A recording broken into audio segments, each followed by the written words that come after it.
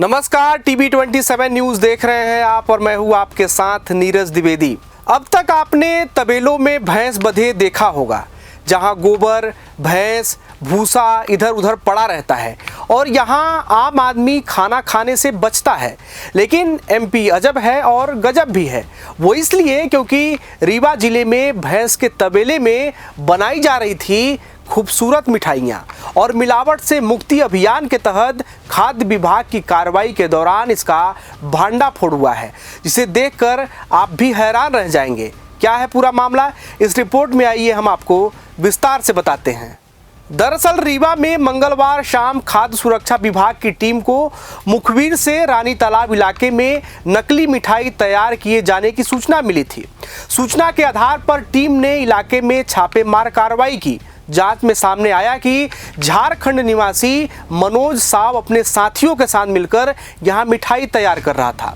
खास बात यह है कि भैंस के तबेले के ठीक पीछे इस फैक्ट्री का संचालन किया जा रहा था। फैक्ट्री परिसर में चारों ओर गंदगी पसरी हुई थी और खाद्य सामग्री को बेहद अस्वच्छ परिस्थितियों में तैयार किया जा रहा था। जांच के दौरान टीम को मौके पर दूध या शुद्ध मावे का इस्तेमाल होता नहीं मिला। अधिकारियों के मुताबिक मावे की जगह मैदा, मिल्क पाउडर और अन्य सिंथेटिक सामग्री का इस्तेमाल कर मिठाइयाँ तैयार की जा रही थी। अब जरा ये भी जान लीजिए कि त्योहारी सीजन में भैंस के तबेले में रीवा वासियों के लिए कौन कौन सी मिठाइयाँ बनाई जा रही थी। मौके से चॉकलेट बर्फी, ऑरेंज बर्फी, रंगीन बर्फी, पेड़े और रसगुल्ले समेत कई तरह की मिठाइयाँ तैयार मिली। तबेले वाले मिठाई खाने पर छापा मारने वाले फूड इंस्पेक्टर का क्या कहना है, ये भी सुन लीजिए। देखिए, मिलावट से मुक्ति अभियान के अंतर्गत कलेक्टर रीवा के निर्देश पर हमारे द्वारा प्रतिष्ठानों में जाके जांच की जा रही थी, तो हमने देखा कि उसमें कुछ ऐसी मिठाइयाँ सप्लाई की जा रही हैं प्लास्टिक के डब्बों में, जिनकी गुणवत्ता बड़ी संदेहास्पद थी। उनके प्राइस भी काफ़ी कम थे और उनको क्लेम किया जा रहा था कि मावा से बनी हुई मिठाइयाँ हैं, जबकि जब उनकी प्रथम दृष्टया जांच की गई तो उनमें मावे का इस्तेमाल नहीं लग रहा था, उसमें मैदा इस्तेमाल होते समझ आ रहा था। तो हमारे द्वारा जब सप्लायर्स के बारे में जानकारी की गई तो दुकानदारों ने बताया कि जो निर्माता हैं वो ये जानकारी नहीं देते हैं कि कहाँ से बना रहे हैं, बस वो आकर के ऑर्डर लेते हैं और दुकान पे सप्लाई करके चले जाते हैं। तो हमारे द्वारा जब ये सप्लाई इनके द्वारा किया जा रहा था तो मुखबिर के माध्यम से इनका पता लगाया गया, तो ये पता चला कि रानी तालाब के पास एक भैंस का तबेला है, उसके पीछे एक फैक्ट्री संचालित हो रही है जिसमें नकली मिठाइयाँ बनाई जा रही हैं।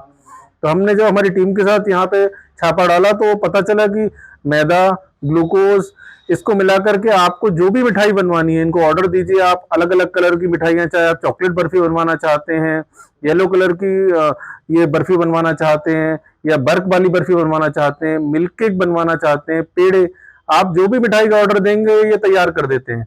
और इनसे जानकारी की गई ये सारे लोग झारखंड से आए हुए हैं और करीब 1.5-2 महीने से ये मिठाइयाँ तैयार कर रहे हैं। आने वाले दोनों फेस्टिवल्स के लिए इनकी तैयारी थी कि ज़्यादा से ज़्यादा इनका काफ़ी बड़ा स्टॉक हमने जब्त किया है, ये करीब 2 क्विंटल के आसपास है। अब जानकारी की जा रही है, अभी तो इनका कहना है कि हम स्वयं संचालित कर रहे थे, और निश्चित तौर पे ये तो कहा ही जा सकता है कि कोई ना कोई इनको सपोर्ट कर रहा होगा स्थानीय स्तर पे, तब जाकर के इतना बड़ा काम ये यहाँ संचालित कर रहे हैं। पूरी तरह अवैधानिक मिठाइयाँ भी जो बन रही हैं वो गुणवत्ताहीन और मैदे से बन रही हैं, और इनको सिर्फ इस तरीके से तैयार किया जा रहा है कि आपको लगे कि ये मावे की मिठाइयाँ हैं। आप देख सकते हैं इवन शक्कर का इस्तेमाल भी काफी कम हो रहा है, इसमें लिक्विड ग्लूकोज मंगाया गया है मिलाने के लिए। देखिए, ये अब जो भी इसको ये समझ के खा रहा है कि मावे की मिठाइयाँ हैं, अब अगर उसमें पाम ऑयल मिलता है, मैदा मिलता है, तो ये सारे आर्टिकल्स जो हैं, जो फूड स्टफ हैं, आप खुद ही जानते हैं कि स्वास्थ्य के लिए इनको अच्छा नहीं माना जाता है कि इनका लंबे समय तक या अधिक मात्रा में इस्तेमाल किया जाए, तो हार्ट के लिए अच्छा नहीं माना जाता है। तो सुना आपने, खाद्य विभाग की जांच में यह भी सामने आया कि इन मिठाइयों की सप्लाई ऑर्डर मिलने के बाद दुकानों तक की जाती थी। सेल्समैन के जरिए मिठाइयां बाजार में पहुंचाई जाती थी और कथित तौर पर बिना बिल के भुगतान भी लिया जाता था। बताया गया कि खाद्य विभाग की टीम ने पहले बाजार में बिक रही कम कीमत वाली मिठाइयों के सैंपल लिए थे। जाँच में इनमें मिल्क प्रोडक्ट की जगह स्टार्च आधारित सामग्री, मैदा और ड्राइड मिल्क के इस्तेमाल की बात सामने आई। इसके बाद सेल्समैन की गतिविधियों पर नजर रखी गई और फैक्ट्री तक पहुंचकर कार्रवाई की गई। मौके से 2 क्विंटल से अधिक ज्यादा खाद्य सामग्री और सिंथेटिक मटेरियल के साथ 3 घरेलू गैस सिलेंडर भी बरामद किए गए हैं। अधिकारियों ने फैक्ट्री से तैयार मिठाइयों और इस्तेमाल की जा रही सामग्री के सैंपल भी लिए हैं और आगे की जांच की जा रही है। फिलहाल खाद्य सुरक्षा विभाग ने पूरी सामग्री को जब्त कर सैंपल जांच के लिए भेज दिए हैं।